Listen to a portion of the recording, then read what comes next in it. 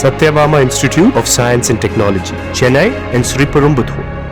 மதுரை மாவட்டம் சோழவந்தான் சுற்றுவட்டார பகுதிகளில் பலத்த காற்றுடன் மழை பெய்து வருகிறது. இது குறித்த கூடுதல் தகவல்களை எமது செய்தியாளர் ஜெகநாத் வழங்கிட கேட்கலாம். ஜெகநாத் வணக்கம். மதுரை சோழவந்தான் உள்ளிட்ட பகுதிகளில் மழையின் அளவு எந்த அளவுக்கு இருக்கு? பொதுமக்களுடைய மனநிலை எப்படி இருக்கிறது ஜெகநாத்?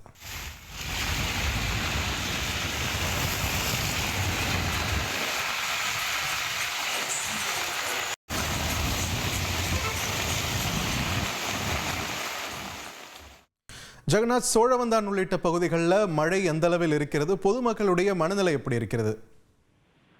வணக்கம். மதுரை மாவட்டத்தில் கடந்த ஒரு மாதங்களாகவே பார்த்தீங்கன்னா கோடை வெயில் அதிக அளவு காணப்பட்டது. இதனால் மக்கள் அதிக அளவில் அவர்கள் கஷ்டப்பட்டது தெரியும். இருந்தாலும் கடந்த ஒரு வாரங்களாக பார்த்தீங்கன்னா மதுரையில் கோடையின் வெப்பம் குறைந்த அளவிலே காணப்படுகிறது. சரியாக மாலை 4 மணி ஆனாலே மதுரையில் மழை பெய்ய தொடங்கி இருக்கிறது. குறிப்பாக இன்று மதுரை சோழவந்தான் பகுதி முழுவதும் பார்த்தீங்கன்னா வெயிலின் தாக்கம் பகலில் அதிகமாக காணப்பட்டது. இருந்த போதிலும் திடீரென மாலை நேரத்தில் வானிலை மாறியன் காரணமாக குளிர்ந்த காற்றுடன் பயங்கரமான கனமழை பெய்து கொண்டிருக்கிறது. காற்றும் பார்த்தீங்கன்னா அதிக அளவு காணப்படுகிறது.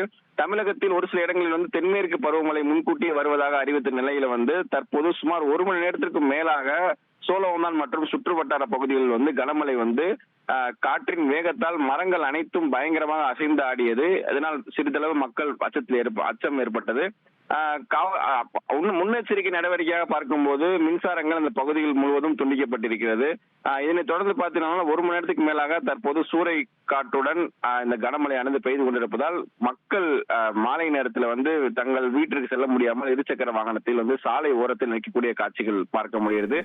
எனினும் இந்த கோடை வெயில் வாட்டி வந்த நிலையிலும் கூட மதுரை மக்கள் திடீரென மழை பெய்ததால் அனைவரும் உற்சாகத்தில் இருக்கிறார்கள். நகர்ப்புற பகுதிகளில் பார்த்தீங்கன்னா எந்த மழையும் பெய்யவில்லை. புறநகர் பகுதியில் மட்டுமே தற்போது மழை பெய்து வருகிறது என்பது குறிப்பிடத்தக்கது. நன்றி ஜெகநாத், உங்களோட விரிவான தகவல்களுக்கு. Satyabama Institute of Science and Technology, Chennai and Sriperumbudur.